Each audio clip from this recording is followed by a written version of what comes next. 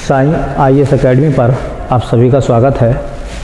बच्चों, आज का टॉपिक है हमारा बलागुण, जिसको अंग्रेजी में कहते हैं मोमेंट ऑफ फोर्स। अब ये बलागुण क्या है उसको समझना है। तो देखिए, बलागुण को समझने के लिए आपको ये विचार करना पड़ेगा कि इंसान, मनुष्य क्या चाहता है कि वो कम बल लगा के ज़्यादा काम करे या ज़्यादा बल लगाने के बाद कार्य कम हो। तो हम सब यही चाहते हैं कि हम कम बल लगा के अधिक से अधिक कार्य करें। अर्थात हम ये चाहते हैं कि किसी भी काम को करने में हमें ताकत या बल जो है कम लगाना पड़े। तो उसी को हम बलागुण के रूप में देखेंगे, बलागुण के मामले में। तो देखते हैं बलागुण की डेफिनेशन क्या है। तो बलागुण की डेफिनेशन ये है जो ये लिखी हुई है। भैया देखिए क्या लिखा हुआ है कि यदि किसी पिंड के एक बिंदु को स्थिर करके उसके किसी अन्य बिंदु पर बल लगाया जाए तो वह पिंड उस स्थिर बिंदु के परितः मतलब चारों तरफ घूम जाता है या घूमने की कोशिश करता है। पिंड की यह प्रवृत्ति मतलब आदत बल आघूर्ण कहलाती है। बल आघूर्ण को हम टाउ से दिखाते हैं। बल आघूर्ण को हम टाउ से दिखाते हैं। इस बात को आप ऐसे समझ सकते हैं, देखिए इस बात को ये ऐसे समझ सकते हैं कि ये एक वस्तु है, ठीक है। अगर मान लो मैं किसी दीवार पर इस वस्तु को लगा कर यहाँ पे कील ठोक दूँ और इसके एक बिंदु को स्थिर कर लूँ, ठीक है, और दूसरे बिंदु पर मैं बल लगाऊँ, तो ये वस्तु बल लगाने के बाद ये वस्तु इस स्थिर बिंदु के चारों तरफ घूमेगी या नहीं घूमेगी? चारों तरफ घूम जाएगी, ठीक है। तो पिंड के घूमने की ये प्रवृत्ति क्या कहलाती है? बल आघूर्ण कहलाती है, ठीक है। और बल आघूर्ण को हम दिखाते हैं टाउ से या टो से दिखाते हैं। देखते हैं आगे बल आघूर्ण इस तरह से, देखिए ये है, इस तरह से आप देखिए ये एक वस्तु है। इस वाले बिंदु पर मैंने इसे स्थिर कर लिया और किसी दूसरे बिंदु पर d मीटर की दूरी पर मैंने बल लगाया। तो मैं यहाँ पर मैं इसको ठोक दूँ और यहाँ पर बल लगा के मैं इसे घुमाऊँ तो ये पिंड इस स्थिर बिंदु के चारों तरफ घूम जाएगा। और पिंड के घूमने की ये जो प्रवृत्ति है उसको हम बलागुण कहते हैं। बलागुण का सूत्र क्या होता है? बलागुण बराबर होता है बल गुणा घूर्णन अक्ष से दूरी। घूर्णन अक्ष कौन सा है? ये वाला, जहाँ पर वो घूमती है ना। टाउ बराबर होता है F गुणा डी। अब देखो समझिए, D का मान जितना ज़्यादा होगा, D की वैल्यू जितनी ज़्यादा होगी, D ग्रेटर देन D बड़ा होगा, उतना ही टाउ का मान क्या आएगा? ज़्यादा आएगा। और जितना टाउ का मान ज़्यादा आएगा उतना ही फोर्स कैसा लगेगा? कम लगेगा, उतना ही बल कम लगेगा। मतलब जितनी दूरी ज़्यादा रखेंगे हम, जितनी दूरी को हम बढ़ाएंगे, जितनी दूरी लंबी रखेंगे, उतना ही बलागुण ज़्यादा होगा। और बलागुण जितना ज़्यादा होगा उतना ही बल हमें कम लगाना पड़ेगा। और हम भी यही चाहते हैं, हर इंसान ये चाहता है कि वो कम बल लगा कर ज़्यादा से ज़्यादा काम करे या किसी भी काम को करने में वो कम बल लगाए। तो कम बल लगाना है, किसी भी वस्तु को घुमाने के लिए कम बल लगाना है, तो उसके बलागुण को बढ़ाना पड़ेगा। और बलागुण कब बढ़ेगा? जब दूरी ज़्यादा होगी, ठीक है। यहाँ लिखा गया कि D का मान अगर कम हो जाता है, D छोटा रखते हो आप, इस दूरी को अगर आप कम रखते हो तो टाउ का जो मान है वो छोटा आएगा। और टाउ का मान छोटा आएगा तो बलागुण का मान कम आने पर बल का मान ज़्यादा लगाना पड़ेगा। उसी वस्तु को घुमाने के लिए बल जो है आपको ज़्यादा लगाना पड़ेगा, ठीक। बलागुण का मात्रक क्या होता है? तो देखिए, बल का मात्रक होता है न्यूटन और दूरी का मात्रक होता है मीटर। तो बलागुण का मात्रक हो जाएगा न्यूटन मीटर, ठीक। बीमा कैसी होती है? तो बीमा होती है mL²T-2। न्यूटन की बीमा mL/T-2 बताई थी, मीटर की बीमा L होती है, दोनों की गुणा करेंगे तो mL²T-2। कैसी राशि है? तो यह एक सदिश राशि है। कैसी राशि है? सदिश राशि है, ठीक। आगे देखिए, ये कहा जाता है कि यदि वस्तु घड़ी की सुई की दिशा मतलब क्लॉकवाइज, जिसको हम दक्षिणावर्त कहते हैं, अगर घूमती है, आपने घड़ी की या घंटे की सुइयों को घूमते हुए देखा होगा। अगर वस्तु घंटे की सुई के अनुकूल घूम रही है, ठीक है, मतलब दक्षिणावर्त घूम रही है, क्लॉकवाइज घूम रही है, तब बलागुण कैसा होगा? धनात्मक बलागुण माना जाएगा, पॉजिटिव। और अगर वस्तु घड़ी की सुइयों के विपरीत घूमती है, घड़ी की सुई के विपरीत घूमती है, तो बलागुण कैसा होगा? ऋणात्मक। तो यही बात है, बलागुण धनात्मक भी होता है और बलागुण ऋणात्मक भी होता है। धनात्मक कब होगा? जब वस्तु घड़ी की सुई की दिशा में क्लॉकवाइज घूमती है। यदि वस्तु घड़ी की सुई की विपरीत दिशा में, मतलब एंटी क्लॉकवाइज घूमती है या वामावर्त घूमती है, तब बलागुण ऋणात्मक होगा। तब बलागुण कैसा होगा? ऋणात्मक होगा, निगेटिव होगा। ठीक, देखिए जैसे लिखा गया है, उदाहरण है, पेचकस का हत्था लंबा बनाया जाता है। मतलब पेचकस जो है ना, जहाँ पेच कसते हैं वो वाली दूरी से उसका हत्था लंबा होता है। हत्था लंबा क्यों बनाया जाता है, कारण क्या है? ठीक है, तो उसको देखते चित्र की तरह से। ये है, ये आप देखिए, ये एक चित्र है। किसका है ये? किसका है? पेचकस का। बताइए, पेच जो होगा, जो पेच लगाएंगे आप लोग, पेच यहाँ लगाएंगे ना, यहाँ पेच होगा, तो ये घूर्णन बिंदु हो गया, यहाँ पेच होगा, यहाँ आप पेच लगाएंगे। तो जब यहाँ पर आप पेच लगाएंगे, यहाँ पर आप पेच लगाएंगे इस वाले बिंदु पर, और आप घुमाएंगे कहाँ? बल कहाँ लगाएंगे? बल लगाएंगे यहाँ, बल लगाएंगे यहाँ, यहाँ पर आप फोर्स लगाएंगे।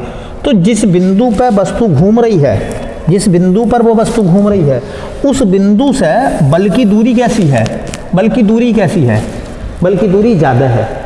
तो ये मान जो होगा, ये डी का मान होगा। किसका मान होगा? डी का मान होगा।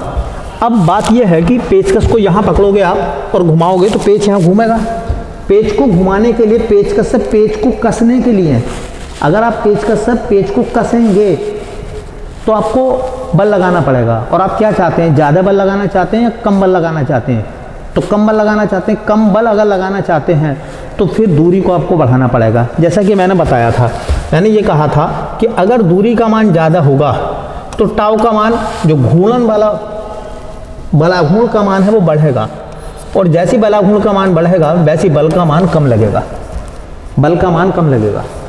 अगर मान लो किसी पेचकस से पेच को आप कस रहे हैं, पेचकस से पेच को कस रहे हैं, अगर मैं यहाँ पकड़ के कसूँगा तो हल्का चलेगा, ये कम बल लगाना पड़ेगा। अगर मैं यहाँ पकड़ के चलाऊँगा तो ज़्यादा बल लगाएंगे, यहाँ पकड़ के चलाएंगे तो और ज़्यादा बल लगाना पड़ेगा। जैसे जैसे दूरी कम हो जाएगी वैसी वैसे बलाघूर्ण कैसा लगेगा? ज़्यादा लगेगा। जैसी जैसी दूरी कम हो जाएगी वैसी बल आपको ज़्यादा लगाना पड़ेगा। और आप चाहते हैं बल ज़्यादा लगाना? नहीं चाहते, हम चाहते हैं कम बल लगाने पर वस्तु को आसानी से घुमाना। ठीक है, तो कोई पूछेगा आपसे कि बताइए पेचकस लंबा क्यों बनाया जाता है? आप देखो, जो ट्रक वगैरह के मैकेनिक होते हैं उनके पास इतने बड़े बड़े पेचकस होते हैं। ठीक है, पेच को खोलने के लिए और कसने के लिए जितना लंबा पेचकस होगा उसको घुमाने में, पेच को घुमाने में, कसने में उतना ही कम बल लगाना पड़ेगा। ठीक है, तो पेचकस का हत्था या पेचकस लंबा क्यों बनाया जाता है? जितना पेचकस ज़्यादा लंबा होगा उतना ही बलाघूर्ण ज़्यादा होगा, और बलाघूर्ण जितना ज़्यादा होगा उतना ही बल कम लगाना पड़ेगा। तो हम कह सकते हैं कि पेचकस का जो हत्था है या पेचकस लंबा इसलिए बनाया जाता है ताकि कम बल लगा के अधिक बलाघूर्ण बनाया जा सके। और बलाघूर्ण अगर अधिक होगा तो वस्तु आसानी से घूम जाएगी, चाहे पेचकस से पेच को कसने की बात हो या पेचकस से पेच को खोलने की बात हो। ठीक है, और देखिए एक मैंने और लिखा था, और देखा आप, देखो दूसरा लिखा था मैंने, ये कह रहे हैं कि नल का हत्था लंबा बनाया जाता है। नल का हत्था लंबा बनाया जाता है। नल जो होता है उसका जो हैंडपंप होता है उसका हत्था जो होता है, किसी भी नल का हत्था लंबा होता है। अगर हत्था लंबा क्यों बनाया जाता है, पहला सवाल ये है।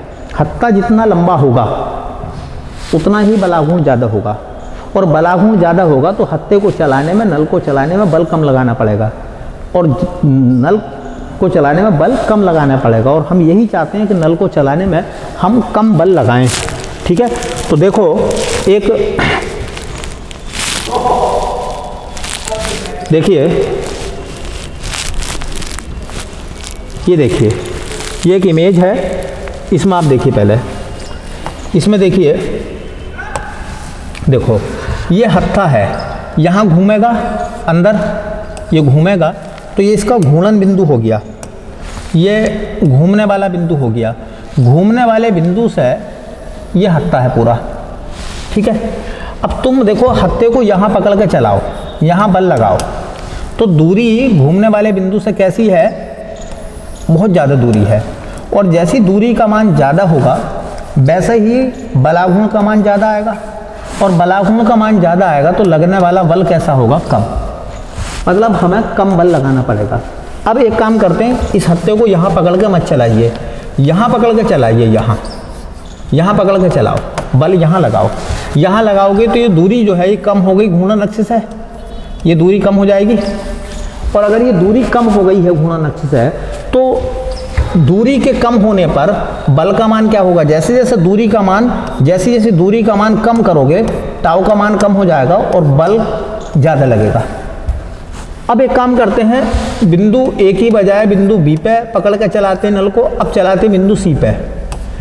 बिंदु सी पे तो दूरी और कम हो गई ना बेटा, और जैसी जैसी दूरी कम होती रहेगी वैसी वैसी बल का मान आपको ज़्यादा लगाना पड़ेगा। अगर आप चाहते हैं कि इस नल को चलाना और यहाँ पकड़ के चलाएंगे यहाँ, ठीक है, तो उसको हिलाने में भी बहुत ज़्यादा ताकत लगानी पड़ेगी। नल चलाना तो दूर की बात, ठीक है, हाँ, उसको घुमाने में भी आपको बहुत ज़्यादा बल लगाना पड़ेगा। तो आपको बात समझ में आ गई होगी कि बलाघूर्ण करता क्या है।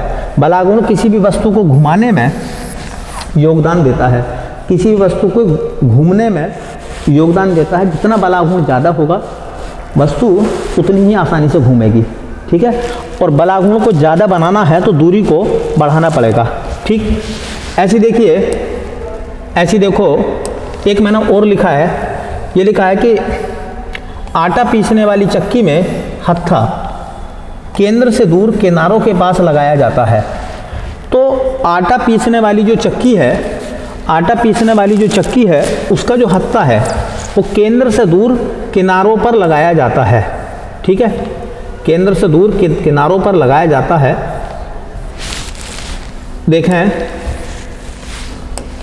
देखिए आटा पीसने वाली जो चक्की है उसका जो हत्था है वो इस तरह से देखें, थोड़ा ये नल था हमारा इतना बड़ा, देखो ये है चक्की। चक्की भी बड़ी हो गई, छोटी कर लेते हैं, छोटी हो जाए भाई, ठीक है, ये चक्की है। अब देखो पहले दौर में आपने सुना होगा, पहले के ज़माने में आपने सुना होगा कि हाथ से लोग चक्की चलाकर आटा पीसते थे। यहाँ धुरी होती थी, यहीं पे आटे दानों को घेरा जाता था, ये पार्ट है ऊपर का जो घूमता था, है ना। और औरतें, महिलाएं घर में जो चक्की चलाती थी वो इसको पकड़ कर, हत्थे को पकड़ कर चलाती थी, घुमाती थी, ऐसे चक्की को चलाती थी, ठीक है। तो ये घूर्णन अक्ष है, ये घूर्णन अक्ष है, यहाँ पर घूमेगी वस्तु, ये घूर्णन अक्ष है। अच्छा, घूर्णन अक्ष से ये दूरी आप देखिए, अगर इस हत्थे को यहाँ ना लगा के अगर मैं यहाँ लगा दूँ, हत्था यहाँ लगा दूँ, मैं ये वाला हत्था, अगर मैं हत्था यहाँ लगा दूंगा तो घूर्णन अक्ष से जो बल आप लगा रहे हैं, एक तो यहाँ लगा रहे हैं और एक यहाँ लगा रहे हैं, तो घूर्णन अक्ष से दूरी अगर हत्था यहाँ बना दोगे तो दूरी कैसी हो जाएगी, कम हो जाएगी। और जब दूरी कम हो जाएगी, दूरी का मान कम हो जाएगा, इसके मुकाबले, इस वाले क्षेत्र के मुकाबले ये वाली दूरी कैसी है, ये वाली दूरी कैसी है, ये वाली दूरी कम है। और जैसी दूरी कम होगी तो बल आपको ज़्यादा लगाना पड़ेगा। क्या चक्की चलाते समय ये चाहते होंगे उस ज़माने के लोग कि वो कम बल लगाएं या ज़्यादा बल लगाएं? कौन सी चक्की हल्की चलेगी?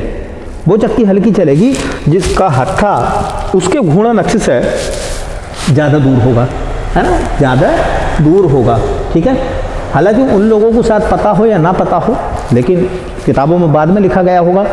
नियम तो यही होगा कि चक्की को अगर घुमाना है तो उसके हत्थे को दूर लगाना पड़ेगा, उसके हत्थे को दूर लगाना पड़ेगा, ठीक है।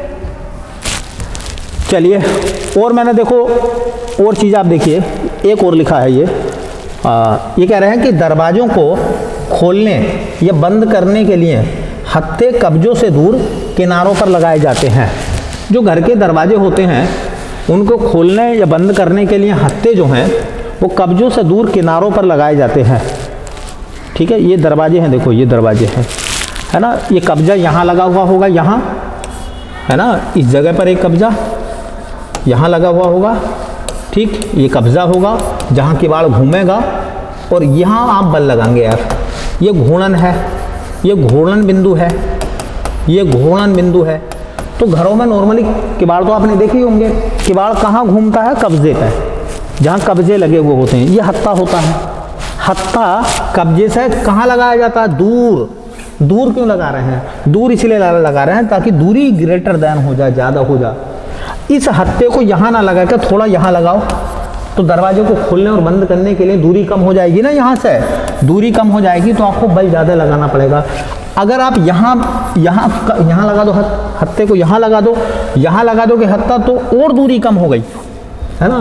तो किवाड़ को अगर आसानी से दरवाजे को खोलना है या बंद करना है तो फिर क्या करना पड़ेगा, तो कब्जे को, किवाड़ के कब्जे को या हत्थे को कब्जे से बहुत दूर लगाना पड़ेगा, ठीक है। और इसलिए लगाना पड़ेगा ताकि दूरी बढ़ जाएगी तो बलाघूर्ण बढ़ जाएगा, और बलाघूर्ण बढ़ जाएगा तो किवाड़ कब्जे पर आसानी से घूम जाएगा, उसको खोलने में और बंद करने में आपको दिक्कत नहीं आएगी, ठीक है। देखिए एक और था, ऐसे सवाल एग्जाम में पूछे जाते हैं, कह रहे हैं कि कुम्हार के चाक में हत्था डालने का गड्ढा केंद्र से दूर, है ना, किनारे पर बनाया जाता है, चक्की की तरह। हत्था लगाने का गड्ढा जो होता है, जो कुम्हार चाक चलाते हैं, वो केंद्र से दूर मतलब परिधि पर बनाया जाता है। और उसका कारण क्या है, उसका कारण भी यही है कि दूरी का मान ज़्यादा होने पर बलाघूर्ण का मान बढ़ जाएगा, और जैसे ही बलाघूर्ण का मान बढ़ेगा वैसे ही चाक को घुमाने के लिए कम बल लगाना पड़ेगा, ठीक है। तो ये चीज़ आपको समझ में आ गई होगी, ठीक है भैया। तो देखिए ये कुछ उदाहरण है ना, ये बल आघूर्ण से रिलेटेड कुछ उदाहरण हैं जो मैंने आपको बताए हैं। और अगर आपको चीज़ें समझ में आती हैं, है ना, तो आप कमेंट कर सकते हैं, बता सकते हैं, ठीक है। और पूरा वीडियो को देखा करें, नोट्स बनाएं, और एग्ज़ाम में आपको बहुत मदद मिलेगी। धीरे धीरे चीज़ों को इम्प्रूव करेंगे और अच्छे से, ठीक है।